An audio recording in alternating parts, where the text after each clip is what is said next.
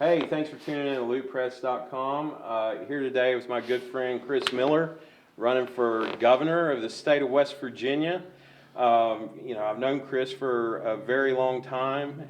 He's been a business owner here in West Virginia, business owner throughout the United States, and of course now running for governor. How's it been? How's the campaign trail been? It's been an absolute blast, and it is the best thing about doing this is the people. There are so many great people all around West Virginia, and I've had a blast traveling around and getting to meet as many people as I have. It's been an absolute honor to do it. And like I said, the absolute best thing about West Virginia are its people. And it's only in West Virginia, and when people don't have a lot, that they'll bring you into their home and feed you. And it's also only in West Virginia when your Tesla breaks down out in coal country that a bunch of miners will come out of the mine and push your Tesla to a coal-powered generator to give you enough charge to get on down the road. So, this is our people. It's what we are. It's who we are. It's what we do. And it's been an absolute honor doing this, Brandon. Well, and it's an honor to have you here today. I mean, you've always been a good friend, and I mean, you've been involved in politics. Maybe not as a candidate, but you've been involved with it for a long time, and you've watched the evolution of West Virginia politics go from hardcore Democrat to hardcore Republican, and here you are in a primary with 4 or 5 count them a bunch of people. Politicians, right? And the only difference is I'm a business guy, right? Right. That's where I've made my living. It's what I've done. And business guys understand urgency. We understand risk. We sign the fronts of paychecks. We understand economy. We understand how to manage an economy. And that's the difference. I mean, if you look at the state of West Virginia, we are full of so many resources. There's not a reason why we're not the richest state in the country per capita. And it's because we get left behind by politicians that really don't understand business, don't understand how to leverage what we have, and they just do what they do, which is talk out of both sides of their mouths and say all kinds of words that don't mean anything and they don't do anything. And so that's what we've got to get fixed. If you look at what I've done in my business career, when I got involved in our family's business, we had 2. And through a lot of hard work and blood, sweat, and tears, I was able to turn that into 26 different enterprises. We've got 700 employees, 500 of which are right here in West Virginia. I'm in the automotive space, insurance and reinsurance, real estate. I've got a bison farm and a data and technology company. And at the end of the day, if I ran our businesses the way the government spends our tax dollars, I'd be broke. I'd be broke. And more important, if you think about what the governor of a state is, he's the CEO of a state. And his job is to solve problems and report to the taxpayers, who technically speaking, Brandon, should be looked at as shareholders. And we should have a single-minded focus of providing return on investment for all of our tax dollars in the form of quality of life and services. And we don't get that at all. Not only that, but we pay way too much in taxes. So there's lots of work to do, but West Virginia has some serious challenges in front of us. Like, we are dead last in just about everything from economy to education. The only thing we're really first place in is cancer rates and the number of grandparents raising grandkids. And that's a travesty. We also have this good old boy system that's been running our state for far too long that gets in the way of actually doing stuff for the people. And lastly, our greatest export right now is not our coal or our natural gas. Our greatest export is our kids. We got to fix that. That's the simplest way I understand how to define what the problems are. The good news is the solutions are pretty darn easy. First thing we got to do is run state government more like a business. We got to audit every single dime that's spent by the government to make sure that we get a return on our tax dollars. And we have to create an economy that thrives. And that's what we have to do to keep our kids here. Plus, while we're at it, we should get rid of the income tax immediately, because that's one of the first things that any state has that people are looking to go to is a 0 state income tax. Tennessee, Texas, and Florida are 3 of the fastest growing states post-pandemic. They all have one thing in common: a 0 state income tax. The other thing we need to do, based on our history, is that we need to make sure and kick special interests completely and utterly out of the governor's administration, because they literally wind up negotiating deals with politicians that aren't good for us, the people. And you're a business guy, you get this. You know who's really, really good at negotiating? Business people. You know who's really, really bad at negotiating? Politicians negotiating with somebody else's money. And so we got to do a better job of that and get rid of the special interest that has too much influence on our politics and on our people. And lastly, we need to completely and utterly kick wokeism out of our school systems completely.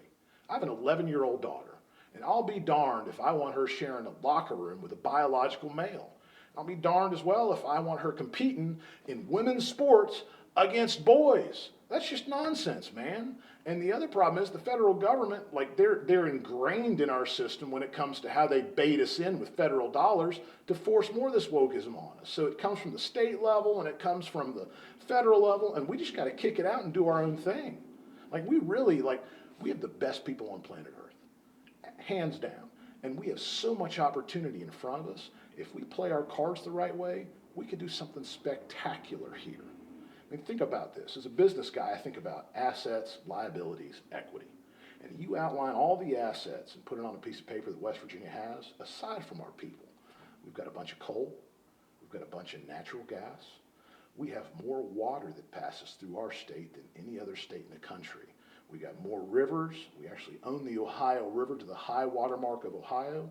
And heck, out west, it's all drying up. Lake Mead, Arizona Reservoir, Colorado River, the dams in Nevada, it's all drying up. And West Virginia is the birthplace of water for the East Coast. Plus, according to the Department of Energy, we have more potential to produce geothermal power in West Virginia than Saudi Arabia can generate in BTUs of natural gas. That's incredible. And we're uncovering rare earth element seams right here in West Virginia as we speak. Rare earth elements right here in West Virginia, the key to all the growth of technology. When you add all that stuff up, there's no reason why West Virginia is not the richest state in the country per capita. And more importantly, if we leverage those resources the right way, I believe we can do something for our people by driving down the cost of power by almost 70% and use that as the foundation of all of our economic growth and development, because capital flows like water to the places that it's most welcome. And if we have that cost advantage over everybody else because of our ability to produce power, then businesses will come to us. But then you also think about our history and being extracted and not having a lot to show for it. If we drive down the cost of power by 70% for our people, that is incredibly impactful for everybody. Think about Jim and Susie Atkins. Both of them are on Social Security. They're 70 years old. You cut their power bill by 70%, you've done something incredibly impactful for them as well. And that's what I want to accomplish right there. You talked about reducing the income tax, and that's something that in the legislature since I've been there, we've taken great steps towards that. You know, we've taken the first steps. And as I've evaluated that and being there over 6 years, it's a process. It's not something that's going to happen overnight. And one of the questions that I always had with the different plans that came up is everybody that had a plan says we can get to cutting it in half by doing this, and this. Where's the other half is my question. And, you know, so far, so good. We've had our initial drop. You know, it seems like government's still operating. You know, but how do we get to zero? You know, and how long does that take? And what specifically are we going to need to do that? So from my perspective, I think we need to do it on day one. And I'll give you some examples of where the real opportunities are. When the pandemic hit, we sent all these government workers home to work from laptops. Nobody logged in, nobody did anything, and government still functioned. You can't tell me there's not meat on that bone. Plus, you think about the structure of our state. We are very, very bureaucratic heavy. We have a lot of six-figure jobs of people that just shuffle papers back and forth and don't do anything. And so we need to take care of our people. We need to make sure that our tax dollars are in good hands and spent wisely and spent well. And as a taxpayer, I don't want my tax dollars going to pay a bunch of bureaucrats sitting in an ivory tower shuffling around papers and not doing anything. And as well, like, think about the Department of Education, for example. We're in the top 18 in dollars spent per student. And yet that money gets soaked up by that big bloated bureaucracy. And so it doesn't flow into the classrooms, A, to pay our teachers more, because we got a national teacher shortage. And if we're going to fix education, we got to make sure and pay our teachers accordingly. And so instead of having the money soaked up at the top by all these people that don't do much, let's make sure that it flows into the classroom, A, to pay our teachers and our custodians and our cooks and everybody that works in the school systems better, to make a good, honest living. But then also, those resources should flow into the classroom to the customer, who is the student and the parent. They're the ones that benefit from it, and they're the ones that are actually the taxpayers. And so it's how we think about the structure that really is the most important thing, because we have layer after layer after layer of waste.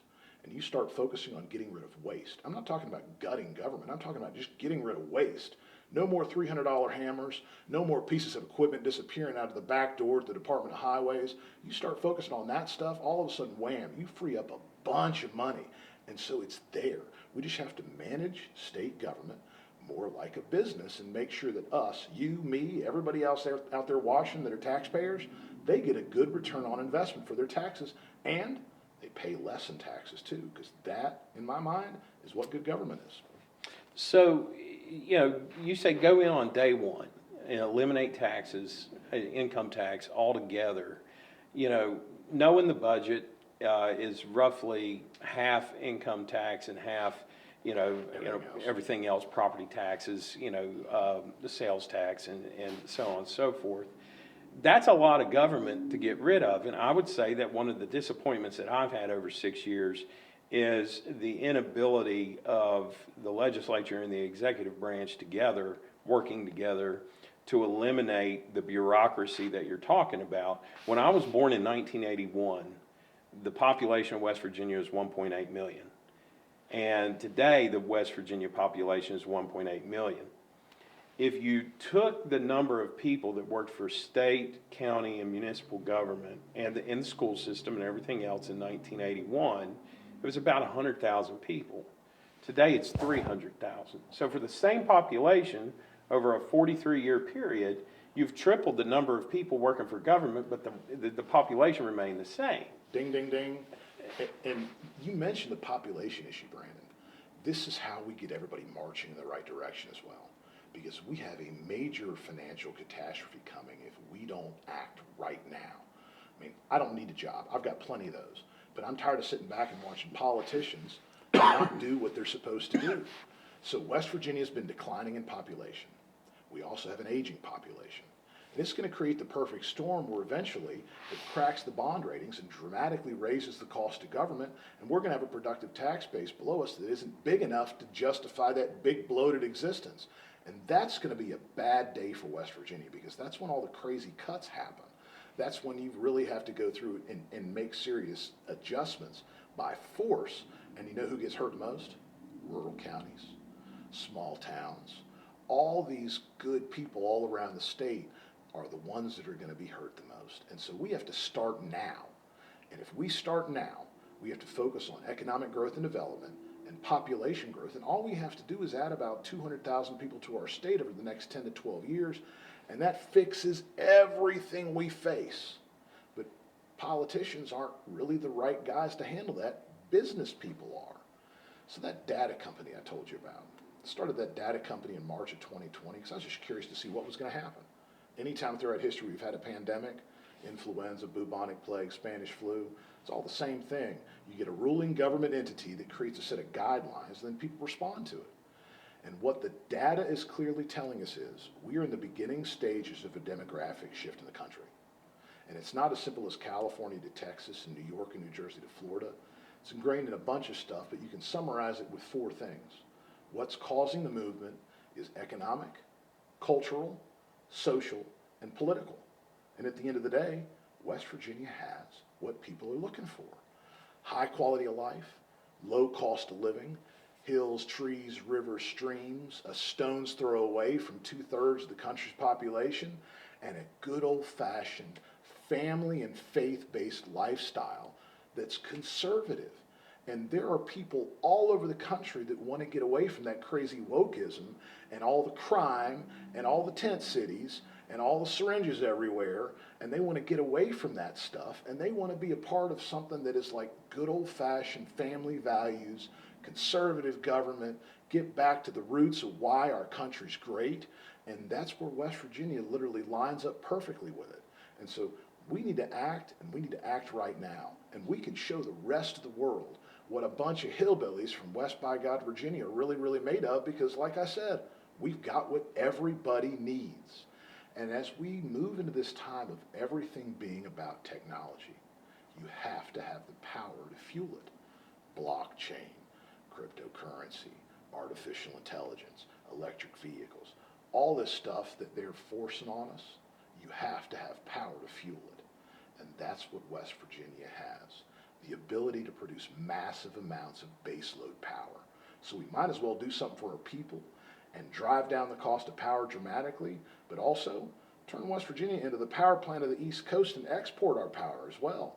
Because coal, natural gas, all that water and hydroelectric potential, and all that geothermal potential that we've got, you leverage that the right way, our people will benefit, and West Virginia will take off and earn its place in the emerging 21st century economy. We just got to do it right now. We got to start. You know, one of the things that I've heard you say before, and you've heard me say before, and I've talked a lot about, is the foster care crisis and, you know, the drug epidemic, and they're intertwined. They are. And one of the things that I've said and that you've said that really, I think, resonates with a lot of people is during our lifetimes, you know, we have watched the destruction of the nuclear family. And I've heard you say the nuclear family was and is the most solid form of government ever known to mankind. And I truly agree with you about that. And, you know, as an attorney, you know, I've worked with abuse and neglect cases. I've worked as a guardian ad litem. I've represented parents, you know, that are going through crises. And I see a system that's absolutely overwhelmed. And we've got to get to a point where we quit micromanaging people and expecting them to live a certain way, but more or less are looking for, are you a safe parent? And that cultural change within you know, the social work industry, be it foster care or whatever, we financially incentivize the destruction of the family through this system that we have created. And that system, as you said before, has a lot of federal dollars flowing into it that forces us to do things a certain way. We're currently involved in a lawsuit that is very, very large that, you know, whoever the Attorney General is going to be is going to have to probably take that thing to trial, because the, you know, consent agreements and so forth that have been done with other states, you know, as you said with the data, they're never going to get out of underneath federal control because of all the money that has to flow through it. So talk to me about the nuclear family, and talk to me about how do we save the nuclear family in West Virginia. Greatest governing entity in the history of mankind is the family unit, and we should preserve that, protect it, and the incentive should be about taking care of families. If we do this the right way, we can literally decouple our education system and decouple our, you know, like our benefit system from the federal government and do it on our own. We have so much here that we can use to make West Virginia the richest state in the country. And we do that, we can do a lot of those things by eliminating the impact of the National Department of Education in our education system. Same thing with a lot of these benefits. One of the things I'm a big fan of is drug testing for welfare recipients. You start drug testing for welfare recipients. One, it allows you to identify who needs help and get them help. But two, if you're on drugs and you're on welfare, the money's not going to your kids. Right. It's all going in your veins and in your body. And so it allows us to make sure and redirect resources to the kids as opposed to the people that are using the drugs too. So it's a big, big thing that I think we need to accomplish. You'd mentioned the foster care system. We have 7,000 kids in our foster care system right now. That is almost 3 times as many as it ever has been. And this is all a byproduct of the opiate epidemic. Big Pharma pumped a bunch of pills down into West Virginia. They literally took advantage of us. They literally called us pillbillies in their internal company memos. They knew they were putting way more in here than we had people that could actually use responsibly, and it literally poisoned us. It's sad. It's what happened. And then We literally settled this lawsuit with Big Pharma at the expense of the people in West Virginia. We took way less money than we ever should have. And it's, we're out bragging about these big opiate settlements. When you look at the magnitude of how big those opiate companies are, what we took was pennies on the dollar. We should have took it to them and gotten 4 times the amount of money that we did. So you start working this thing the right way with a leader that's prepared to actually call out special interest and hold people accountable, that's when West Virginia benefits.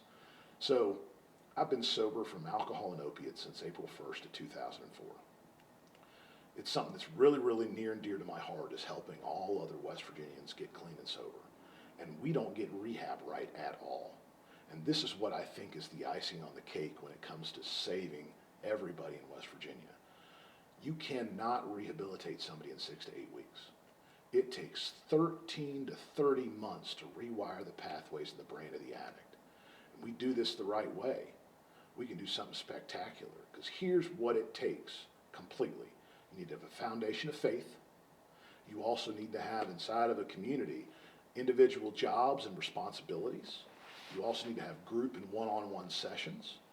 And think about this for a minute. Talk about the opportunity to do work and teach people stuff. We ought to be teaching farming inside of large rehabilitation locations that are outside of city limits, that focus on holistically the heart and the mind, helping people, helping addicts get sober. And so you add stuff like farming. You add stuff like rigorous exercise, which helps rewire the pathways in the brain of the addict. And then the last part of it, we should be teaching them on trades. Because the number one reason for relapse is lack of economic opportunity or mobility. And we got a major labor force shortage right now too.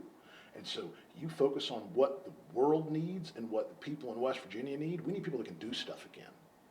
We convinced an entire generation of kids to go off and get degrees in art history, strapped with student debt. Now they're living in their parents' basement and they can't do anything.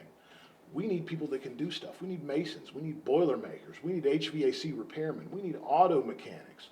We need like carpenters. We need people that can do stuff. And so the last part of that rehabilitation program should be training people on trades. And that, over 13 to 30 months, is how you fix this sucker. With the limited amount of time we have left, obviously we're in Beckley right now. And before, we came on camera, we were talking a little bit. You'd just been to Welch. I know you've been through Bluefield. You've been through Monroe County. You've been through Summers County.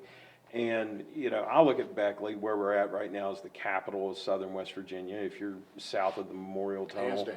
Yep. Yeah, here you are. As governor, and you walking into that role, I've voted on a lot of economic development stuff that's, and I get it. There's an Ohio River that you could put a barge on and move raw materials, move finished manufactured products down. We don't really have that down here. And of course, tourism is a lot of talk down here. We have, great stuff on that. But tourism alone isn't going to save southern West Virginia. You're just in Welch. You saw it. You may as well have been in Sarajevo. What can we do? What are we going to do for southern West Virginia to get the investment down here? The South has been responsible for helping build our state. And now we need to help them facilitate regrowing an economy. Part of that is the dramatic reduction of the cost of power. Part of that is the dramatic reduction in taxes. Because these places right on borders, when you are cheaper to live and have less taxes than what's in Virginia, people are going to come up here. When your power's cheaper, the people that live here are going to benefit. So the other thing is, with all the water that we've got, I think we had to look at building some big lakes. Not only is it the potential for power production, but it's also commercial and residential real estate development. It's also water storage, because people are going to need water in the future. It's also, you think about Charlotte, North Carolina. Charlotte didn't take off until Duke Energy built Lake Norman and Lake Wylie. Those are man-made lakes. They were built around energy production. And then all of a sudden, whammo, Charlotte started taking off. We can do the same thing right here in southern West Virginia, and it is the ideal place to do it. Big lakes, commercial and residential real estate, additional power production. Then you've got the less tax structure, the zero state income tax, a 70% reduction in power. You start adding all that stuff up, we're going to explode. And the people in the South that have built our state in the past.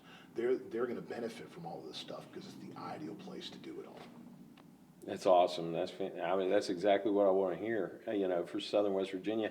And I think there's a lot of people in Southern West Virginia that are wanting to hear, okay, when's it our turn?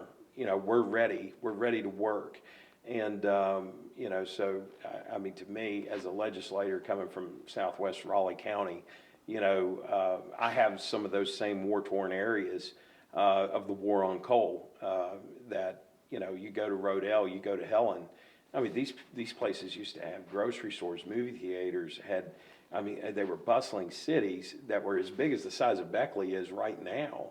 You look at Welch, go back 100 years, amazing what was there. And now, it looks as though we lost a war, and it was the war on coal. There are 120,000 people in McDowell County, and now there's about 28. Yeah. I mean, that is a huge change. And you talk about people that literally were involved and working hard to help create what is West Virginia, and now they're dealing with the remnants of what the war on coal was. We got to fix that, man. We owe our people better, and our people deserve better. There are actually rare earth element seams, Brandon, right here in the southern part of West Virginia. That is the icing on the cake of what is the game changer, because you have to have that stuff to grow and build the technology of the future. And we've got it. So we got to make sure and leverage that the right way and use it for our people as well, because that's what this stuff's supposed to be about. We are, as people getting involved in politics, we are employed by the taxpayers. And it is our job to serve them and to do a good job of providing them with what good, effective government is. And that's where we've kind of lost sight, right? It shouldn't be us as taxpayers beholden to this big government entity. It should be this small entity that sits at the top that looks down and goes, okay, guys, we're doing a good job. What else can we do to help you? We're here to help and do stuff the right way. And that's the way the system should be. So we can do things differently, Brandon. We got to think differently. And politicians, they don't think like this, man. They don't think like business guys. You're a business guy, you're an attorney, you do all kinds of stuff. You know darn well that a lot of these career politicians don't think like this and don't do this kind of stuff. And I'm sick and tired of sitting back and watching all of these politicians waste our tax dollars, put us in bad deals, and not ever follow through and deliver what the people in West Virginia really deserve. And that's why I'm getting involved. That's why I rolled up my sleeves. That's why I want to get to work. And I promise you one thing. I will outwork every other governor we've ever had. I will spend 70 hours a week making sure the state of West Virginia gets everything that it deserves.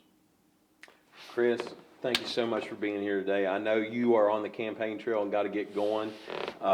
Thank you so much for being here and sharing with us your vision of the future here in West Virginia.